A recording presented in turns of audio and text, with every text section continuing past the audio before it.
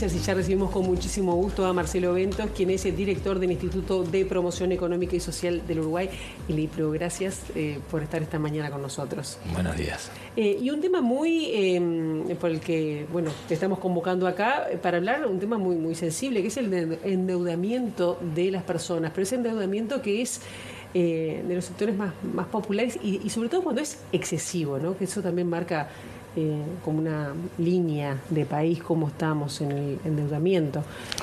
¿Cuáles son los principales datos que surgen del informe del trabajo que ustedes hicieron para presentar cómo es la situación de Uruguay? Bueno, agradecer la invitación y en primer lugar decir que este trabajo lo hicimos en conjunto con AEBU, donde buscamos capacidades para complementar y presentar al informe, a la Evaluación Periódica Universal de Naciones Unidas un documento que quisiera síntesis un poco de la realidad que estábamos percibiendo, de los documentos y las investigaciones que el propio Banco Central había presentado, como la facultad, buscando de alguna forma juntar todo en un papel y sobre todo asociar el sobreendeudamiento en un vínculo directo con la vulneración o no de derechos humanos de las personas. Ese fue como el esfuerzo que buscamos colocar sobre la mesa. Y bueno, la realidad es bastante compleja, no es una realidad ajena a lo que pasa en el resto de América.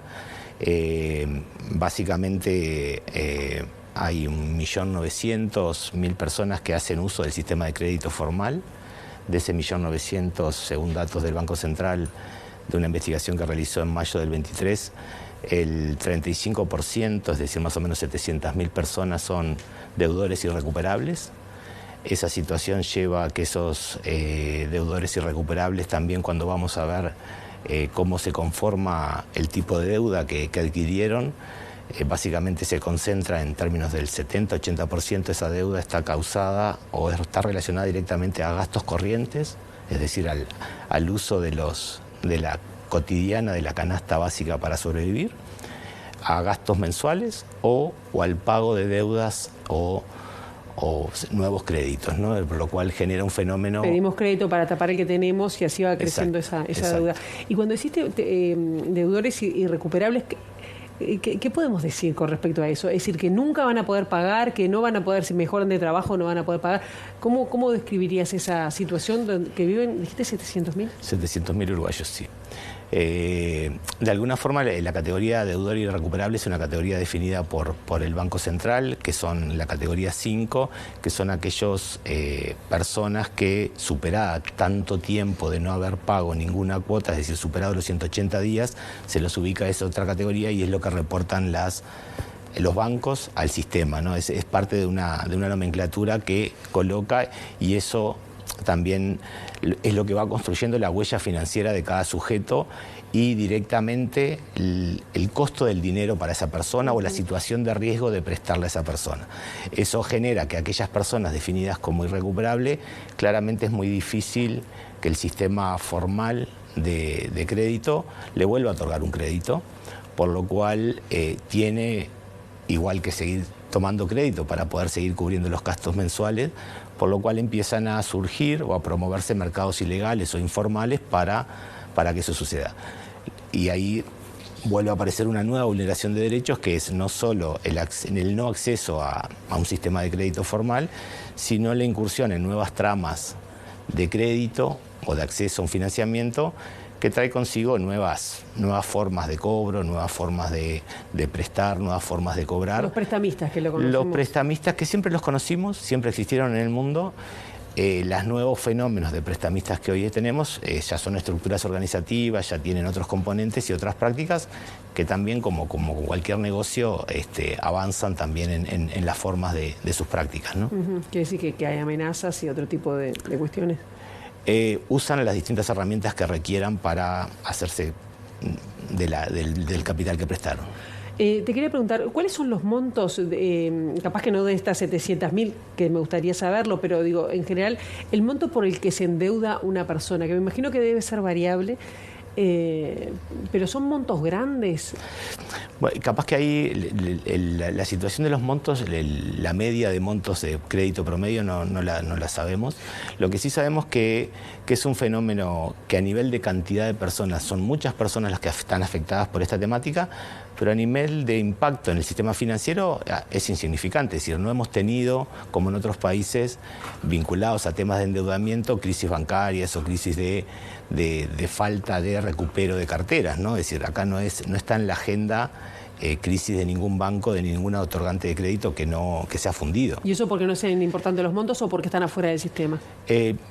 Yo lo asocio más a que no son significativos los montos o ya recuperaron el capital que prestaron en su momento, que eso tiene que ver con las tasas, y también porque de alguna forma el negocio, el plan de negocio desarrollado operó hasta que era sostenible el negocio y hoy hay una retirada de esas formas de prestar. Claro, y hablando de formas de prestar, uno tenía identificado antes, ¿no?, los clásicos bancos, los bancos, ¿no?, las entidades bancarias, después las entidades de préstamos, ¿no? No quiero mencionar algún nombre, pero digo, siempre son muy activos además en la oferta de créditos.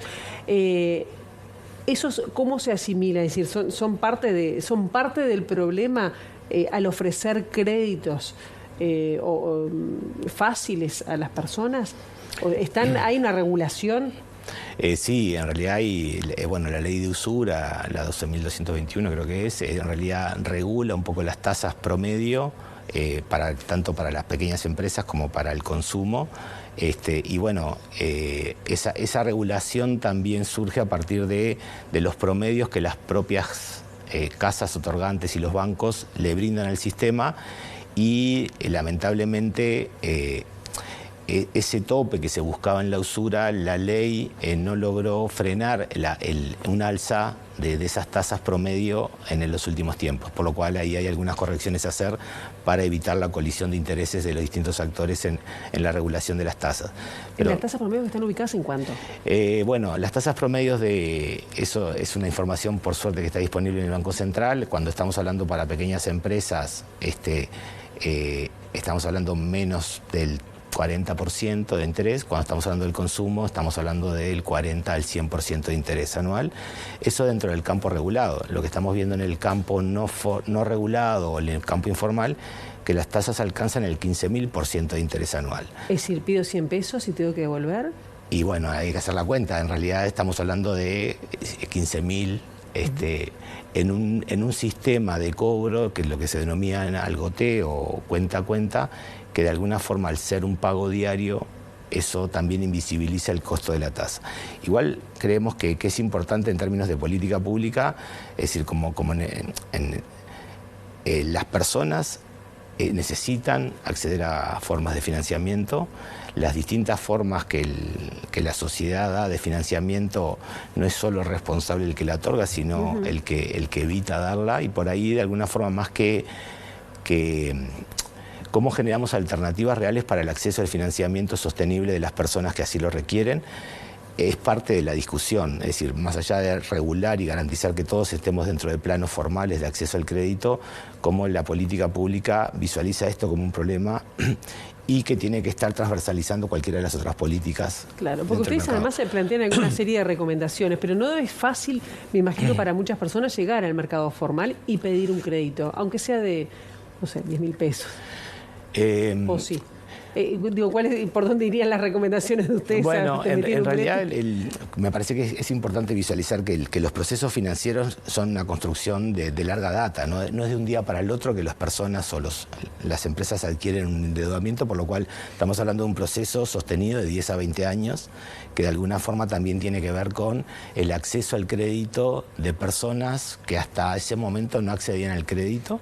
Es decir, hasta hace poco tiempo en la historia accedíamos al crédito a aquellos que estábamos en una relación de trabajo formal o que teníamos algún patrimonio que podíamos hipotecar. En una época, hace 20 años más o menos, empiezan a acceder al crédito un montón de sujetos en este mundo que invita a consumir a todos, y el crédito era parte de esa invitación a consumir. Y ese fenómeno, de alguna forma, también delinea sujetos de crédito que quizás no tenían esa capacidad de afrontar esos niveles de endeudamiento, y eso en un proceso un poquito más largo va generando esta situación. Eso es una lectura que también hay que colocar sobre la historia, y por eso la importancia de construir evidencia sobre estos temas para poder pensar en nuevas políticas como fenómeno nuevo, como fenómeno muy complejo, como fenómeno de estos tiempos. Requiere más investigación, y ahí creemos que los aportes que hace el Banco Central, tanto en esta investigación del endeudamiento de las personas físicas como la reciente encuesta que presentaron hace unos días junto con CAF, vinculado a la evaluación de las capacidades financieras de la población uruguaya, también dan pistas de las dificultades que estamos viviendo como sociedad en términos del acceso al crédito asertivo, oportuno y enmarcado en derechos que cada uno requiere. Marcelo, te pregunto, porque uno piensa que puede llegar a afectar, o a qué tipo de sectores puede afectar el endeudamiento excesivo, pero podemos decir que afecta mayoritariamente este problema a las clases más populares. Afecta más a gente en Montevideo o el área metropolitana que el resto del país. ¿Hay una distribución geográfica que ustedes han podido detectar, y a qué clases sociales o personas?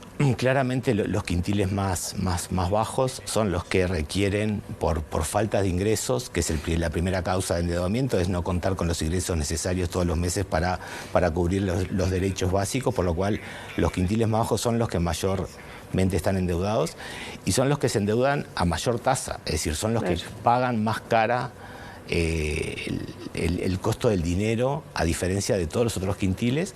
Y también, de alguna forma, reconocer que las deudas que tiene cada clase social también son distintas clases de deudas. Algunos se endeudan para comer todos los meses, y otros se endeudan para irse de viaje. Claro. Por lo cual habla también de una caracterización distinta de los costos de esas platas. Ya tenemos que ir cerrando, pero quería un comentario tuyo respecto a el corte de género que tienen las deudas, ¿no? De cómo pesan las mujeres. No sé si puedes hacerlo en 30 segundos, pero digo, ¿afecta distinto a las mujeres o qué pasa con eso? De alguna forma, lo que visualizamos tanto en algunos estudios previos que hay en la región como otros que estamos realizando, es que de alguna forma la mujer es la que recae sobre la mujer la gestión muchas veces de las finanzas en el hogar.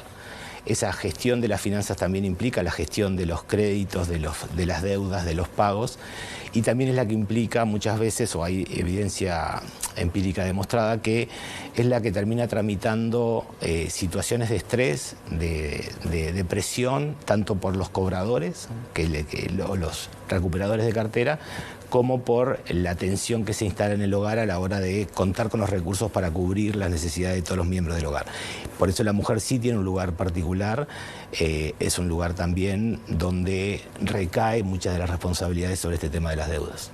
Marcelo Ventos, muchísimas gracias. Queda mucha tela por cortar, pero bueno, seguiremos abordando la temática. Gracias. Muchas gracias a ustedes. Bien, y ahora vamos